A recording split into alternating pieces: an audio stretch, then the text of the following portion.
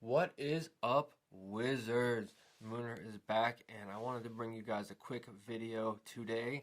I want to discuss some options. Yeah, options. So, Outsiders is just around the corner, and I'm sure all you guys have been doing a lot of testing out there and have noticed a few things. Well, it's brought some real problems for us Wizard players, especially Iyslander. Us old icy players that we are, have started to face some issues. Namely, one of those big issues is inertia. And I wanted to bring you guys a couple tips and tricks that I've been testing and having some pretty good success with dealing with some of the new outsiders issues, outsiders things that have been coming around, the poxes, and especially inertia.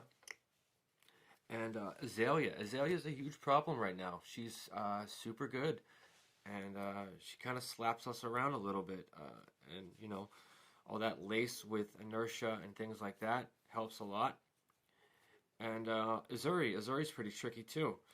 So I wanted to bring you guys a couple tips and tricks, some cards that I have been testing out that have been doing pretty well, and I wanted to go over some of that with you today.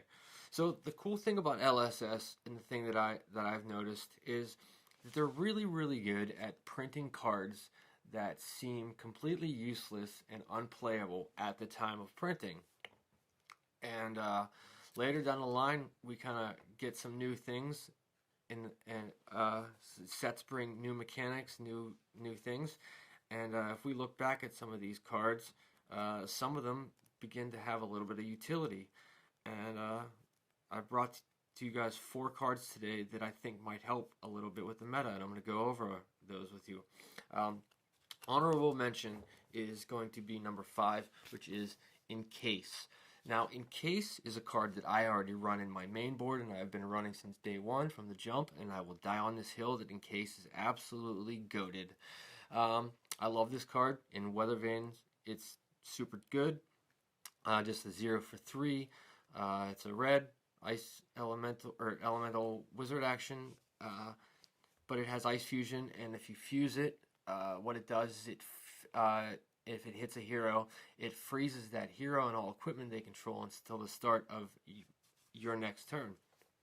Now, where this might come into play in the new meta is heroes like Zuri and heroes like Azalea. This wrecks them.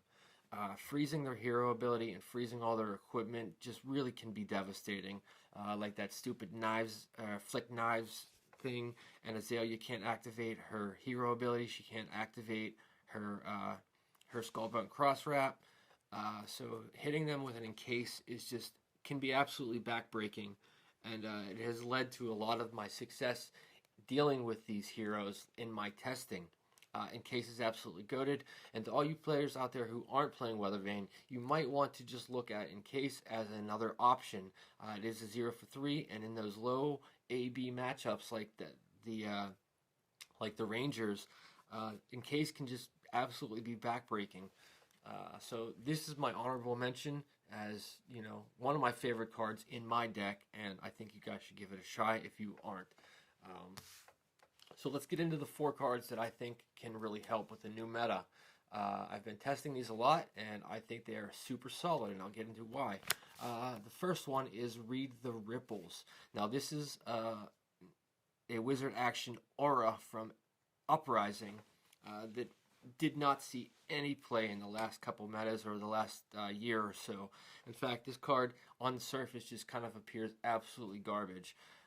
This is a blue 0 cost aura that blocks for 2. That block for 2 can be pretty bad, and that's one of the main reasons this card has seen 0 play. But at the beginning of your end phase, destroy Read the Ripples, then opt 1 and draw a card. Now, the way this card works and the way that inertia token works is you can stack those and layer them any way that you want. So that inertia token will trigger, and it'll check that you have no cards in hand, and it'll check that you have no cards in arsenal. All right, and then it'll pass over to the aura, and then the aura will break and trigger, and it will let you opt 1 and draw a card, therefore bypassing the inertia token, so that you can opt You know, if you don't like that card, you can put it to bottom, and then you draw a card, and that card goes in your arsenal. This can be absolutely clutch in saving you from inertia tokens. And plus, it's a blue that you can play from arsenal at instant speed. It costs 0, so it turns on Waning Moon, so it has a lot of synergy there. This card has been really, really overperforming in my Iyslander Weathervane deck. And it has led me to be able to actually deal with these inertia tokens a lot more efficiently. I love this card, and I never thought I would say I love Read the Ripples. But in a meta going forward, we're gonna see a lot of this lace with bullshit, and we're gonna see a lot of these inertia tokens. We really don't have any ways of creating Ponder, so this is kind of like a Ponder before Ponder. So that's blue. Read the Ripples. Next, I want to talk about strategic planning. Blue.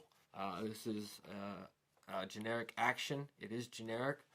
And it says put an action card with cost 0 from any graveyard, on the bottom of its owner's deck, and at the beginning of the end phase, draw a card, and it has go again. It also blocks for 2, and it costs 1. So you can play this at instant speed from Arsenal. It costs 1, so a blue pitch does synergize really nice with Waning Moon. Or you can play it on your turn. It does have go again. It does block for 2, so that can be an issue. But you can do a lot of really cheeky plays with this card. You can put things like Read the Ripples back into your deck, or in case, back into your deck. And then it does have that effect that at the beginning of your end phase, you get to draw a card, so that inertia token will pop, and it'll check that you have no cards, and then strategic planning will check, and you'll get to draw a card and put that card in your arsenal. So this is just another cheeky way to deal with inertia that you guys might want to check out. Plus, you know, you can put an action card with cost 0 from any graveyard. So you can, you know, target a Phoenix Flame or do anything. There's all kind of cheeky things that you can do with strategic planning. So you might want to look into this card. Next, I want to talk about 2 cards now. Moving off of the inertia thing, I want to talk about a little card that I've been testing out a little bit, and I've had a lot of success with, and I actually like a lot more than I thought I would, and that is Blue Pry. Now, this blocks for 3. It is a wizard action, and it costs 0, so it can be played from Arsenal at instant speed with Iyslander's hero ability, and this reads, target hero reveals a card from their hand. If Pry is played during an opponent's turn, instead they reveal all cards in their hand. You may choose a card revealed this way. If you do, that hero puts it on the bottom of their deck and then draws a card. Now, this kind of seems a little bit innocuous, you know, it's almost like a brain freeze, except for they are drawing a card, you know, you're taking a card out of their hand. But where this card has actually come in pretty cool, has some pretty cool utility, has been in the Uzuri and the Azalea matchup. And one of the cool things I've been able to do in the Azalea matchup, where it has lined up pretty well, is they activate Death Dealer, and then you play Pry at instant speed from Arsenal, and they pitch their card to play to activate Death Dealer, and then they reveal your hand, and you just, you know, sneakily take their only arrow out of their hand. They have no arrow to Arsenal, so that pretty much nullifies their turn. They have no arrow to Arsenal, so they don't get to draw another card. It's pretty cool. They do draw a card from there, so that if they do draw another arrow, they can, but it can line up, so there are some pretty sneaky plays that you can do. And in the case of Uzuri, after she plays her first attack, you can respond with that and take something really devastating out of her hand, like a Command and Conquer or a Shakedown, or anything like that she is planning on doing the old 1-2 switcheroo and just, you know, doing her Uzuri shenanigans. It's not the greatest tech in the world. By far, it is not flawless. They do get to draw a card, so sometimes they can draw something, you know, equally to put in place. But you can, you know, get a little sneak peek at their hand and really take something that they've been holding and intending to punish you with right out of their hand. And, you know, if you're lucky, they just draw something shitty, and it kind of ends their turn right then and there. So this is something that I will test a little bit more with. Like I said, it's not the greatest card in the world. It is a common from Everfest, so it's not like some magical silver bullet against these heroes. But it does have a little bit of utility, and it is pretty cheeky, being able to just like take what Uzuri plans on switching, attack reacting into play right out of her hand, and taking Azalea's only arrow out of her hand after she actually activates Death Dealer can be pretty backbreaking, and I like it. I'm sure there's some other utility in there too that you might be able to find with Pry, but it's something you might want to test out, and I just thought I'd throw it out there. And the last card is something that we've been talking a lot about on Discord, and that is Fog Down. This is a dynamic way to deal with Azalea, just like pumping on those, dumping on those pumps that she has become so synonymous with doing lately. This is a 3-cost generic action aura that also blocks with 3. It pitches for yellow. It is from Uprising, and it is a majestic, and it says non-attack action cards lose and can't gain go again. At the beginning of your action phase, destroy Fog Down. So you're going to pretty much, this is going to be the only thing you are going to do on your turn.